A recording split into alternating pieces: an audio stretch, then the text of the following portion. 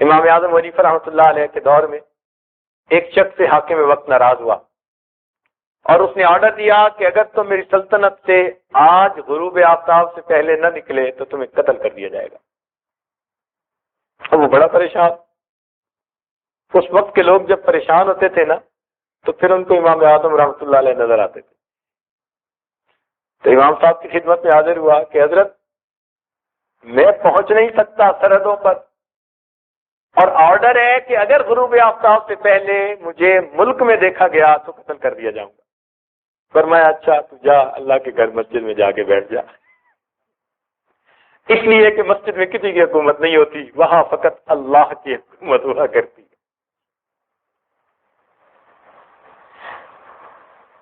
اب جب اس حاکم کو پتہ چلا کہ امام صاحب نے اس کو یہ بتا دیا تو کہنے لگا کہ امام صاحب نے اس کو ایسی بات کہی کہ اب میں بھی اس کو توڑ نہیں سکتا۔ اللہ نے امام صاحب کو ایسی ذہانت دی تھی، سبحان اللہ سبحان۔ وقت کا بادشاہ چاہتا تھا کہ ان کو چیف جسٹس بنائے اور وہ بنتے نہیں تھے۔ اس لیے نہیں بنتے تھے، وہ کہتے تھے کہ ہم جو یہ تحقیقی کام کر رہے ہیں نا اس میں رکاوٹ ہوگی، یہ جو چیف جسٹس بننے کا کام ہے، قاضی بننے کا کام ہے، یہ تو کوئی بھی کر سکتا ہے۔ ان کے شاگرد چیف جسٹس بننے کے قابل تھے اور بنے بھی صحیح، تو وہ خود جو ہے اس عہدے پہ جانا پسند نہیں فرماتے تھے۔ اچھا، حاکم وقت نے غصے میں آ کر کہا کہ اچھا فلاں 3-4 بندے جو ہے نا ان کو گرفتار کر کے پیش کرو، میں دیکھتا ہوں یہ کیسے چیف جسٹس نہیں بنتے۔ چیف جسٹس بنانے کے لیے ان کو گرفتار کروایا جاتا تھا۔ اللہ کی شان دیکھو کیسا وقت تھا۔ خیر پولیس نے گرفتار کر لیا۔ اب جب ان کو لے کر چلے تو ان میں ایک تھے امام اعظم ابو حنیفہ رحمۃ اللہ علیہ، ایک تھے سفیان ثوری رحمۃ اللہ علیہ، ایک تھے شعبی رحمۃ اللہ علیہ جن کو صاحب المغازی کہتے ہیں، اور چوتھے ایک اور کوئی فقیہ تھے۔ اب یہ چاروں جا رہے ہیں پولیس والے لے کر، گرمی کا موسم تھا، ایک جگہ ذرا آرام کرنے بیٹھ گئے۔ جب آرام کرنے بیٹھے تو وہ جو چوتھے تھے نا فقیہ، انہوں نے زبان سے کچھ نہیں کہا، بس ایسے کپڑوں کو پکڑ کے اٹھے کہ دیکھنے والوں کو یوں گمان ہوا کہ یہ قضائے حاجت سے فارغ ہونے جا رہے ہیں۔ تو پولیس والے دیکھتے رہے، وہ تو سب کے سامنے فصل میں جو گھسے تو وہ گئے۔ انہوں نے کون سا کوئی کال دیا تھا، بولے تو کچھ نہیں تھے، یہ تو ہیلا تھا کہ انہوں نے، سمجھدار لوگ تھے نا، کہ اٹھے تو اٹھتے ہوئے انہوں نے پوزیشن ایسی اختیار کر لی کہ دوسروں کو محسوس ہوا کہ یہ قضائے حاجت سے، تو وہ پولیس والے ٹھیک ہے جی قضائے حاجت سے فارغ ہوں گے، مگر وہ تو فارغ ہی ہو گئے۔ اب پولیس والے بڑے پریشان، کہنے لگے چلو باقی 3 کو لے کے جاتے ہیں۔ اب جب باقی 3 کو لے کے چلے تو امام اعظم رحمۃ اللہ علیہ نے فرمایا کہ بھئی میں قیافہ لگاؤں کہ کیا بنے گا؟ تو انہوں نے کہا ہاں جی لگائیں۔ فرمانے لگے یہ جو ہے نا امام شعبی رحمۃ اللہ علیہ، یہ بادشاہ کے دربار میں کوئی نہ کوئی ہیلا کر لیں گے اور ان کا ہیلا کامیاب ہو جائے گا۔ اور اپنے بارے میں فرمایا کہ میں وہاں پر ایک ایسی بات کروں گا کہ جس کا بادشاہ کے پاس جواب ہی کوئی نہیں ہونا، اور یہ جو سفیان ثوری ہے نا یہ پھنس جائیں گے۔ چل پڑے۔ جب بادشاہ کے دربار میں گئے تو بھرا دربار تھا۔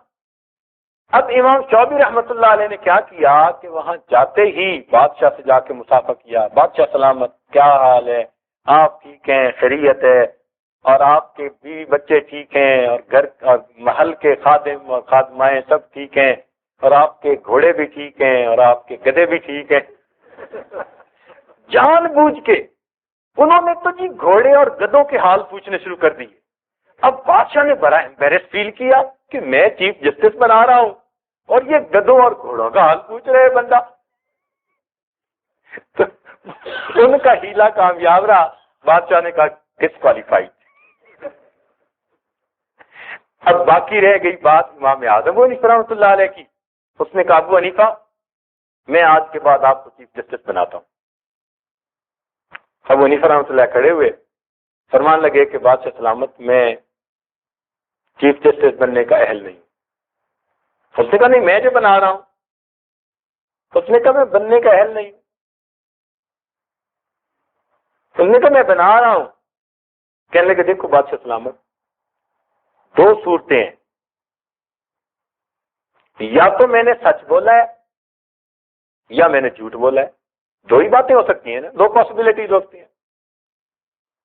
تو اگر تو میں نے جھوٹ بولا ہے تو جھوٹا بندہ چیف جسٹس بننے کے قابل نہیں ہوتا، اور اگر میں نے سچ بولا ہے تو میں تو کہہ رہا ہوں کہ میں چیف جسٹس بننے کے اہل نہیں ہوں. اب آپ بتائیں میں نے کیا بولا ہے؟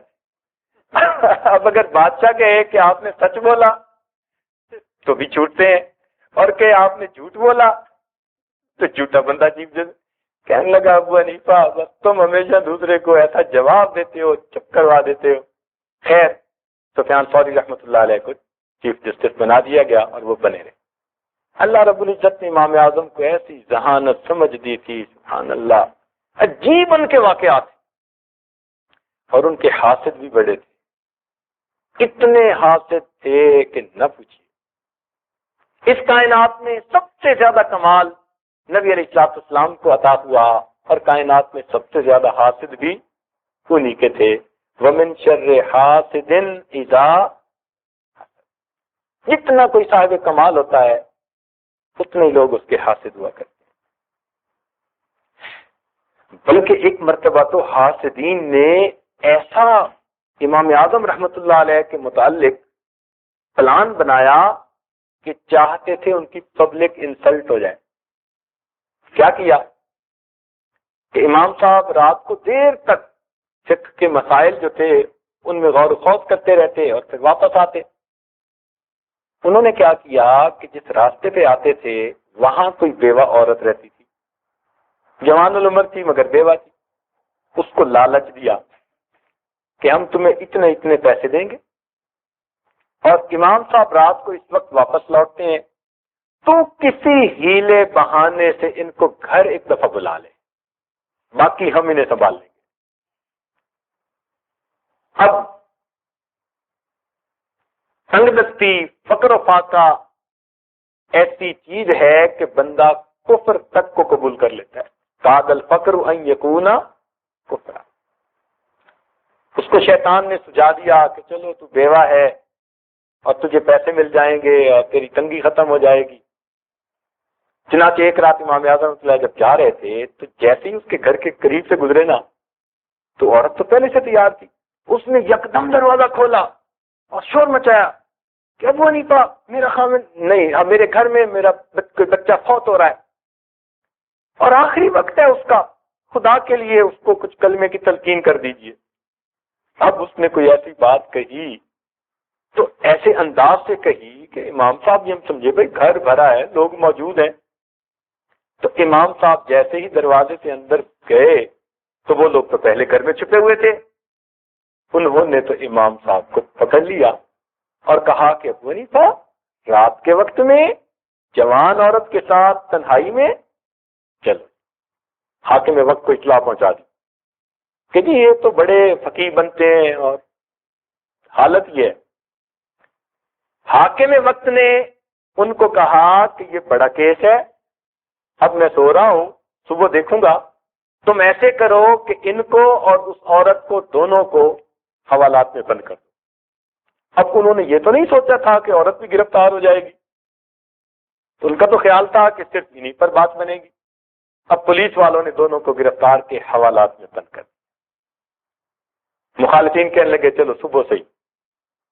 امام اعظم رحمۃ اللہ وضو کے ساتھ تھے، اب کوٹڑی ہے، اس میں اندھیرا ہے. امام صاحب نے وہیں اپنا رومال بچھایا اور جیسے پہلے اللہ کی عبادت کرتے تھے اللہ کی عبادت کرتے.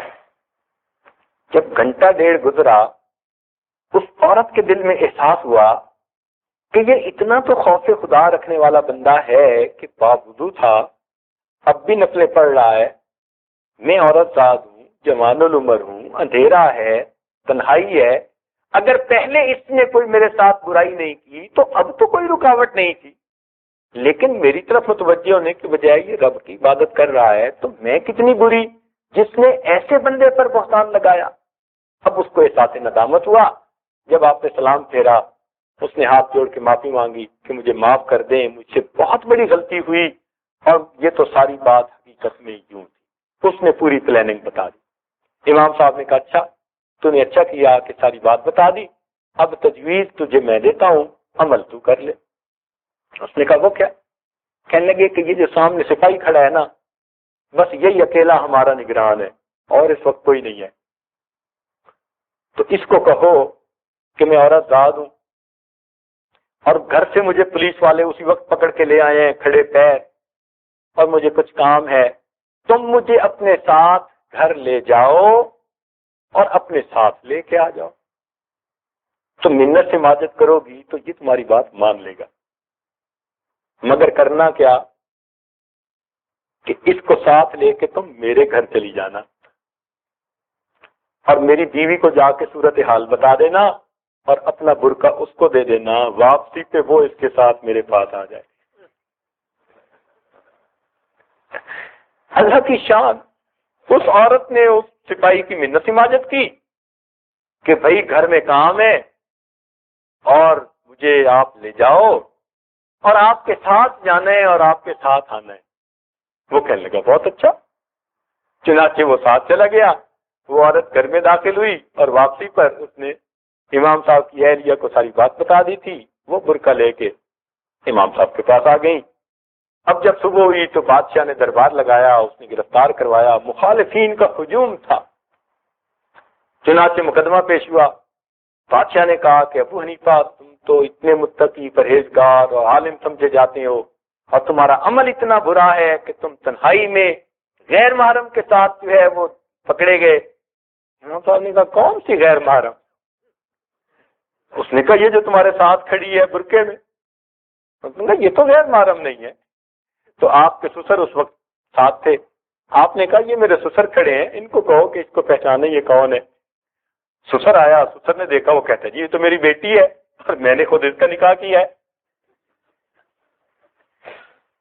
اللہ اکبر، اللہ رب العزت نے اپنی رحمت کے ساتھ امام اعظم ابو حنیفہ رحمۃ اللہ علیہ کو اس مصیبت سے بھی نجات عطا فرمائی اور مخالفین خسر ہنالک المبطلون۔ تو یہاں تک حسد جو ہے انسان کو پہنچا دیتا ہے۔ چنانچہ ایک حاسد آیا اور کہنے لگا کہ ابو حنیفہ میں نے سنا ہے کہ آپ ہر مسئلے کا جواب بتاتے ہیں۔ آپ نے فرمایا پوچھو۔ کہنے لگا مسئلہ میں یہ پوچھنے آیا ہوں کہ انسان جو پخانہ کرتا ہے تو اس پخانے کا ذائقہ کیسا ہوتا ہے؟ یہ مسئلہ پوچھ رہا ہے بھری محفل میں۔ آپ نے فرمایا کہ میٹھا ہوتا ہے۔ آپ نے فرمایا میٹھا ہوتا ہے۔ تو وہ کہنے لگا ابو حنیفہ آپ کے پاس کیا دلیل ہے؟ آپ نے فرمایا اس لیے کہ نمکین چیز کے اوپر مکھیاں جمع نہیں ہوا کرتی۔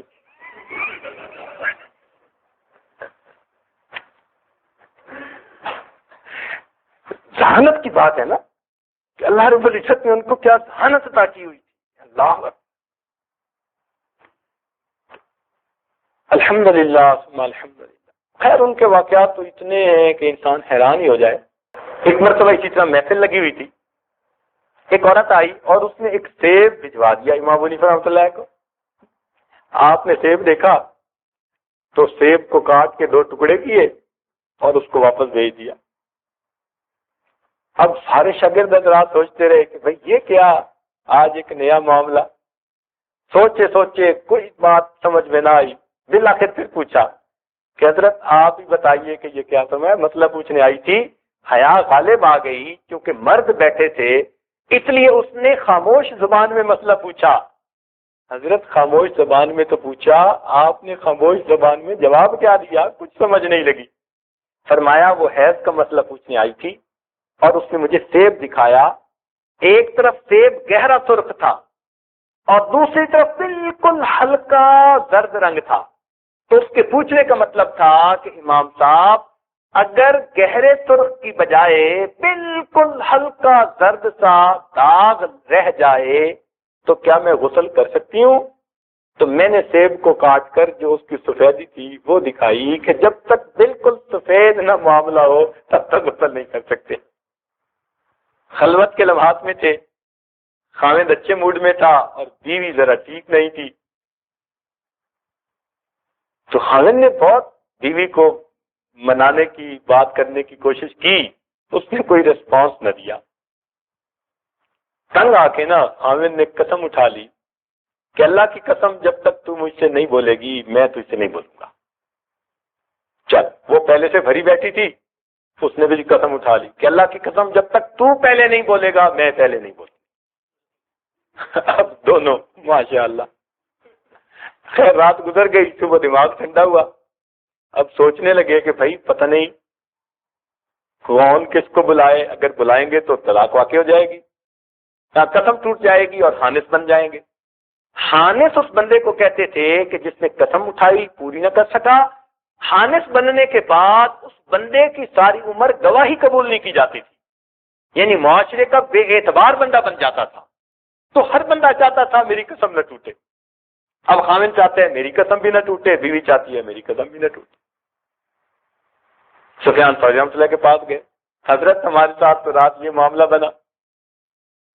انہوں نے کہا بھائی بات یہ ہے کہ جو قسم اٹھائے گا اس کی تو قسم، جو بدلے گا اس کی تو قسم ٹوٹے گی، موٹی سی بات۔ خیر واپس آ گئے۔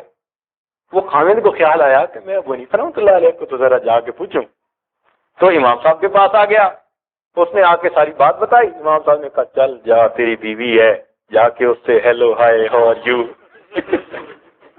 اپنی زندگی گزار۔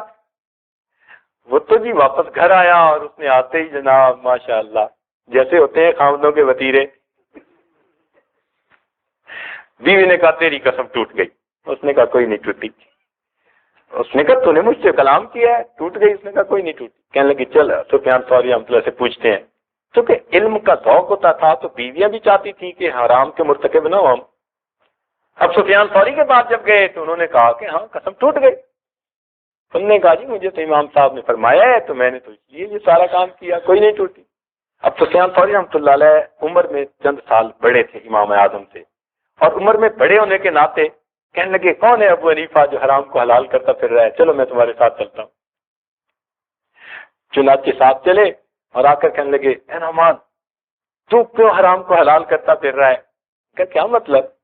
کہنے لگے آپ نے جو یہ کہا کہ جا کے بولو، اب یہ بولا ہے اور اس کی قسم ٹوٹ گئی۔ امام صاحب کا کوئی نہیں ٹوٹی۔ کہ ٹوٹ گئی، بولا جو گئی۔ ان کا حضرت ذرا غور سے سنیں کہ یہ نیریٹ کیا کر رہے ہیں۔